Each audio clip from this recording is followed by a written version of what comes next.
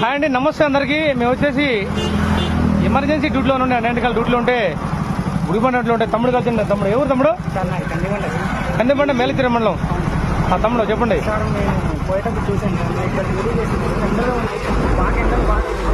తమ్ముడు తమ్ముడు తమ్ముడు డిహైడ్రేషన్ అవుతుంది సార్ మీకు, అందుకనే మేము అక్కడ పోయిన వల్ల తిరిగి వచ్చి మీకు వాటర్ బాటిల్ ఇస్తున్నాం సార్.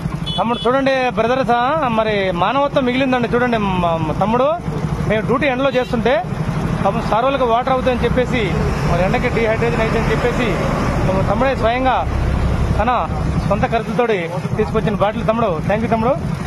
ఇలాంటి యంగ్ తరం ఇంకా డెవలప్ కావాలి తమ్ముడు, ఓకేనా? మానవత్వం థ్యాంక్ యూ, మానవత్వం మిగిలింది తమ్ముడు. థ్యాంక్ యూ, ధన్యవాదాలు తమ్ముడు. ఇంకొకటి ఏంటంటే యువకులు దేశానికి పట్టుకొమ్మలు అనేది మీరు నిరూపించాలి. అంటే నిరూపించాలంటే ఒక చదువున ఆయుధంతో నిరూపించాలి తమ్ముడు. ఒక యువకులు ఈజీగా మనీ అలవాటు పడుతున్నారు తమ్ముడు, ఆన్లైన్ బెట్టింగ్లు ఇవన్నీ అలవాటు పడుతున్నారు. దయచేసి అలవాటు కావద్దు. నువ్వనగా తమ్ముడు యువకులు చాలా మంది అట్లా నష్టపోతారు, మోసపోతారు. కాబట్టి అలాంటి యాప్ జోలికి పోకరి. ఎవరైనా అట్లా చేస్తున్నట్లయితే పోలీస్ కంప్లైంట్ ఇవ్వండి. చట్టం తన పని తను చేసుకుంటూ పోతే. థ్యాంక్ యూ తమ్ముడు. మంచి చదువుకు అమ్మానానికి మంచి పేరు తీసుకురావాలని కోరుకుంటున్నాం.